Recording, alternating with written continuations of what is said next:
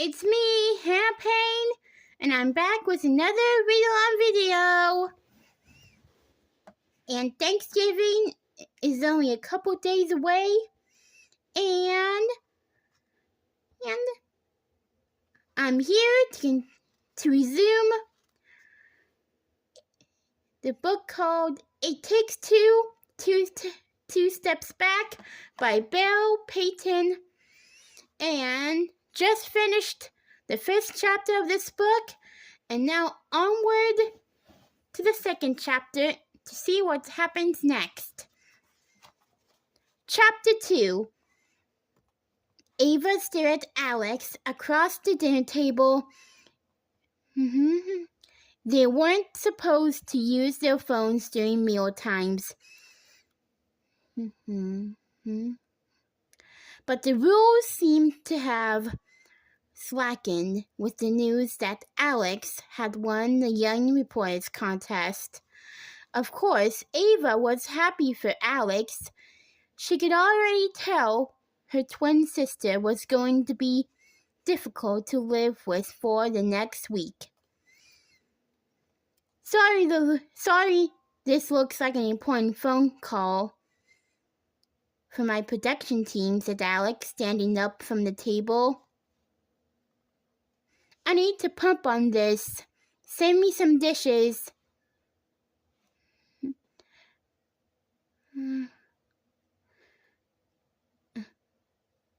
Alex glowered at her retreating figure as her sister hurried from the kitchen. She's starting to throw around showbiz terms a little too much. She pointed out to her parents, and it's only been a few hours since she found out she won.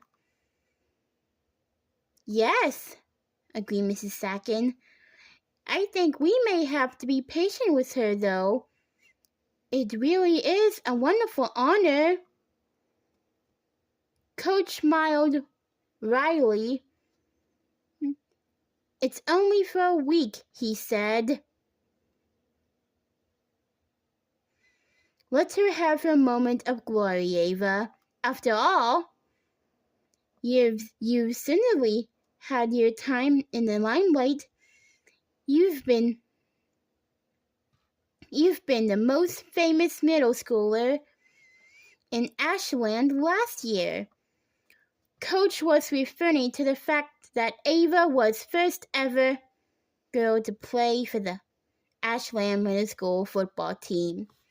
She got a ton of media attention because of it, even though she hated the spotlight.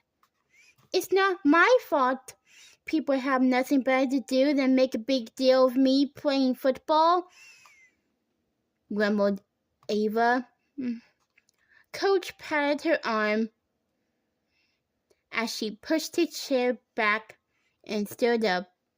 The Australian shepherd, Moxie, who had been lying contentedly under the table, scrambled to her feet and looked up at him expectantly, as thought, wondering if an extra walk might be in her future. Sorry I have to miss our movie night, he said as he stepped around Moxie and carried the salad bowl to the sink. I better get going. I'm already running late. Mrs. Sackett sighed but didn't protest. Ava realized her parents must have discussed this already. What's going on? Sunday nights have been movie nights in the Sackett house for as long as Ava could remember. And now, suddenly, Alex was on her phone, their older brother, Tommy.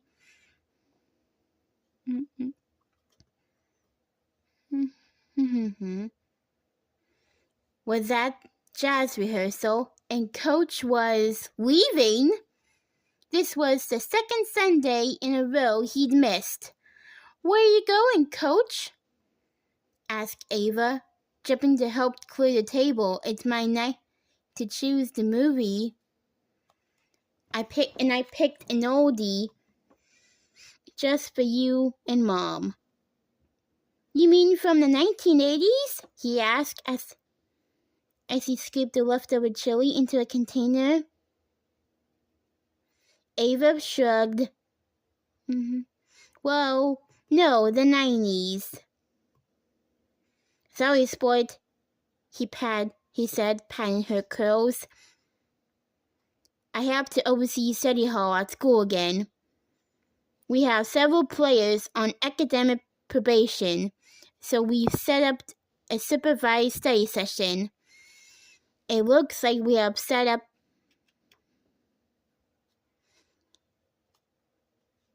probation.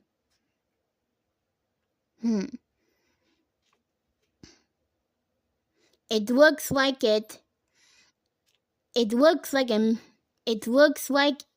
it may be a regular thing for the rest of the season,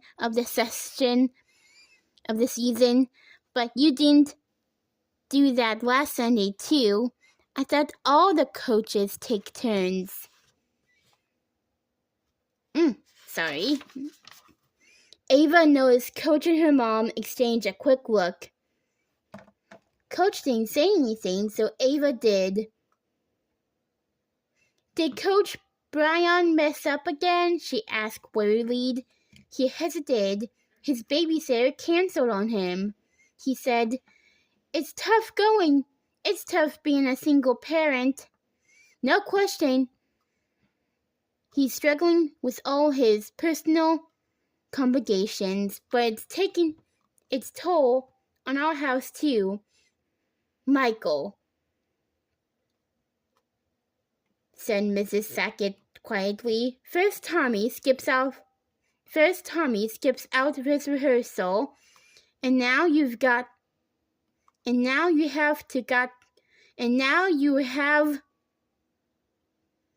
to go cover for Brighton yet again. Coach engulfed her up in a bear hug.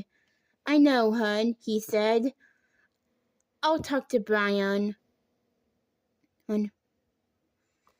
Moxie watched him leave, then sank back down onto the floor with heaved a heavy sigh. Ava moved uneasily around the table, gathered up all the napkins. She didn't like the anonymous tone in her father's voice. Coach Brian was her favorite of her father's assistant coaches. His kids, Jamal and Shane, were really cute, and it hadn't been very long since his wife had passed away, and he was still sad about it. You could tell, what if his job was in trouble? Just because he couldn't find babysitters. I can babysit for him tonight, she said quickly. Movie night is no big deal. You have your math homework to finish too, sweetie, said Mrs. Sackett. I'm still counting on it. And I'm still counting on watching the movie with you and Alex after all. Alex bustled back into the kitchen, her eyes bright. That was Marcy Mason's assistant again? She said. Her name is Kansas. Isn't that a cool name? Awesome, said Ava, but of course Alex didn't pick up on the sarcasm in her tone. Ava didn't look at Mrs. Sackett, but she could feel her mother's disapproving stare. Candace was following up on the email she sent me today, Alex continued, and she told me how great my essay was, how impressed Marcy Mason was by it, and she told me Miss Mason wants some ideas for my story by Tuesday.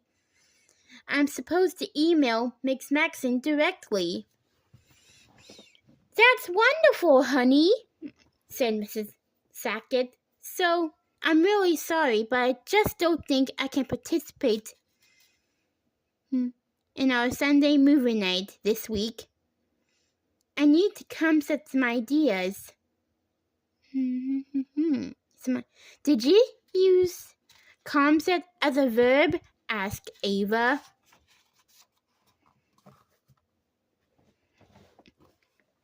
That's journalism.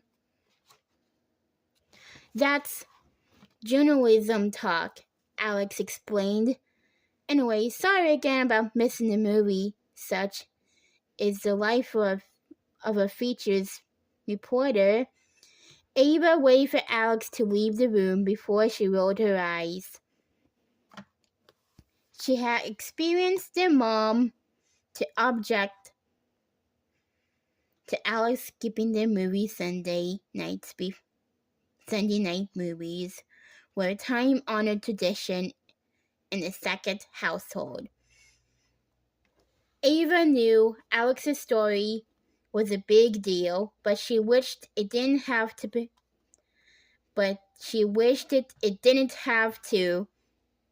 interfere as she and Mrs. Sackett finished up the dishes together. As Ava underhanded the sponge toward the counter,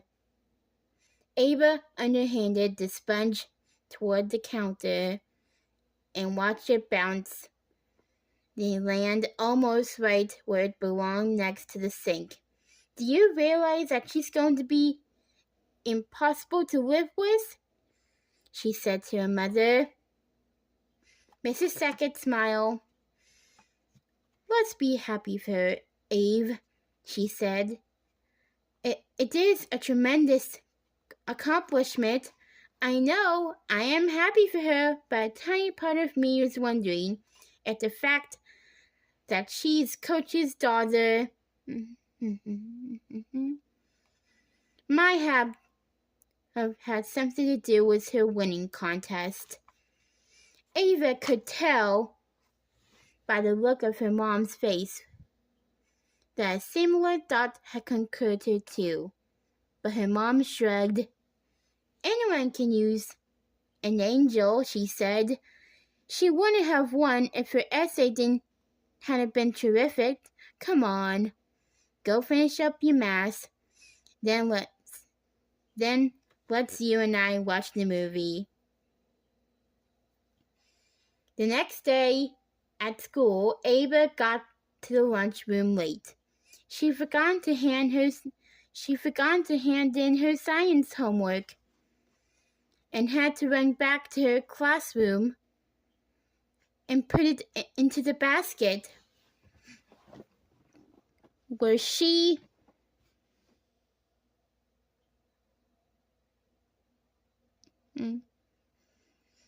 When she walked into the cafeteria, Alex and a big group of their friends were already sitting at a large table. Chatting and eating, Ava's friend Kylie moved over to make room for her. So, how awesome is your twin sister? Jack Valandio said to Ava from across the table. She's pretty awesome, said Ava, and mostly meant it. Sorry. We were just talking about the story she should do, asked Jack. Ava appreciated how he made the effort to bring her into the conversation. Jack was great. She still hasn't decided if she liked him that way, but she always had a lot of fun hanging out with him. Alex Sackett, girl reporter, said Corey with a grin. Lindsay, who was sitting next to Corey, smiled at Alex and helped herself to one of Corey's fries. Ever since they officially started going out again, Lindsay seemed to have adopted a possessive streak with Corey. Ava noted she always seemed to be wearing his sweatshirt or helping herself to his lunch. Did you know what's your story going to be about, Alex? Asked Annalise. Alice shook her head and stirred her yogurt thoughtfully. Not yet, she said. It feels like such a momentous decision. I weigh in all my opinions. That's an important first step in the story process. So you guys pumped for Briar Ridge this Saturday? Asked Jack. Ava was grateful he had changed the subject before Alex began throwing around too much more of her showbiz talk. It's always a close game, right, Corey? She asked. Corey was the quarterback for the Ashland Middle School Tiger Cubs. Corey nodded. Every year, it seems to be a really tight contest, he said. I remember it. It was even when my older brother was playing the game. Doesn't count in the league standings because Briar Ridge is a private school, but still we care about beating them. Wasn't last year's games considerable? Asked Kylie. Ava's grin. Right, Kylie had never cared about football before. But now that she and Ava had become friends, Kayla had become a loyal fan of the high school team. She even went to the middle school games now. Although Ava suspected it wasn't just to support her, the guy Kylie liked, Owen Rooney, was the wide receiver. It was totally controversial,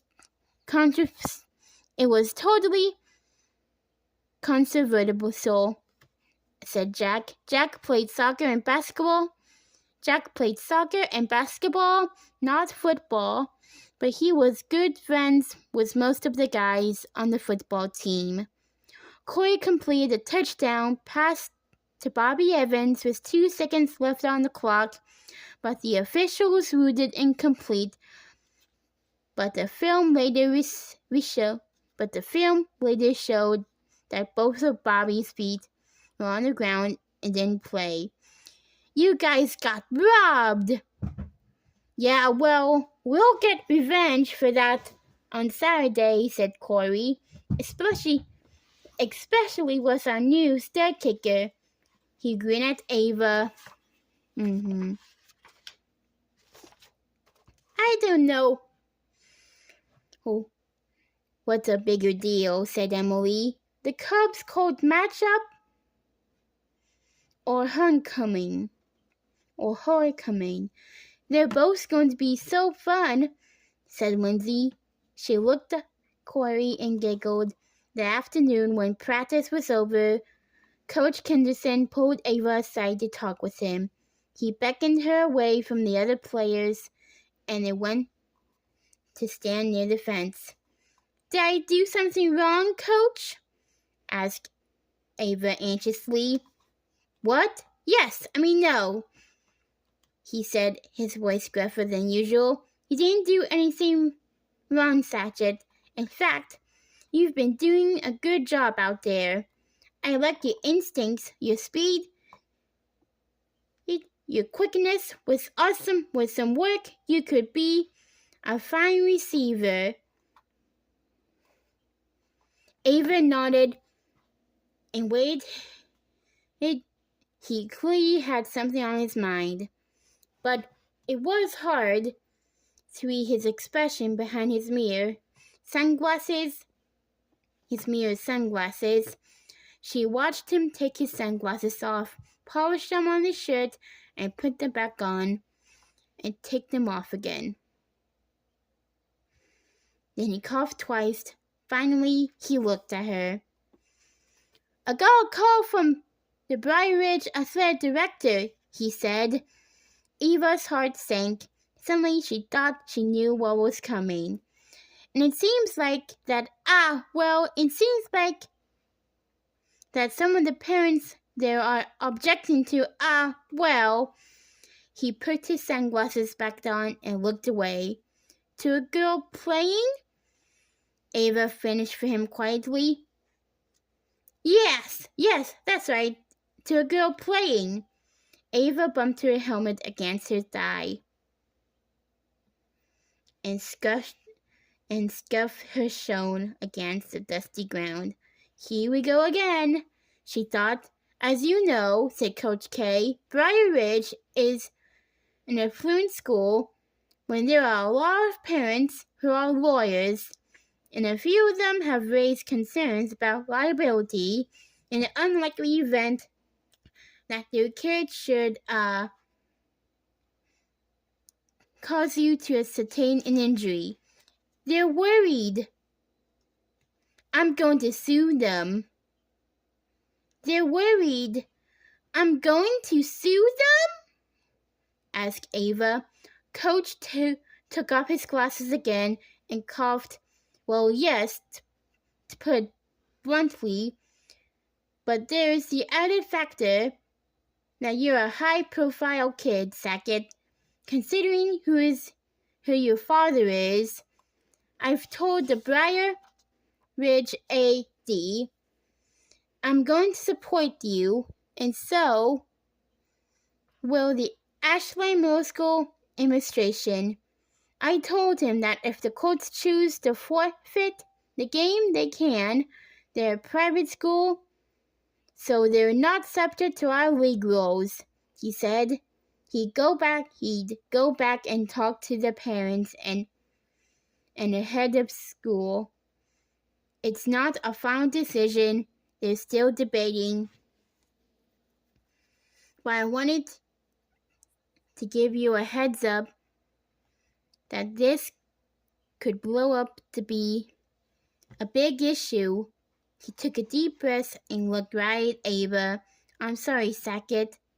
I know this isn't your doing. I wanted to tell you first. It should actually come to pass. And before I talk to the team," Ava closed her eyes and groaned softly. "They've been looking forward to this game all year. And now it won't be played because of me." "Might not," he corrected her. "And no matter what happens, let me emphasize that you are in no way responsible for the way this has turned out. It was Briar Ridge's decision." "Why do people make such a big deal about this?" she asked. "I wish they'd just let me play." "Me too, Sackett. Me too."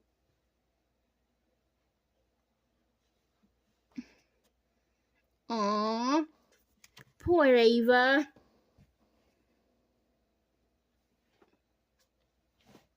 It isn't fair for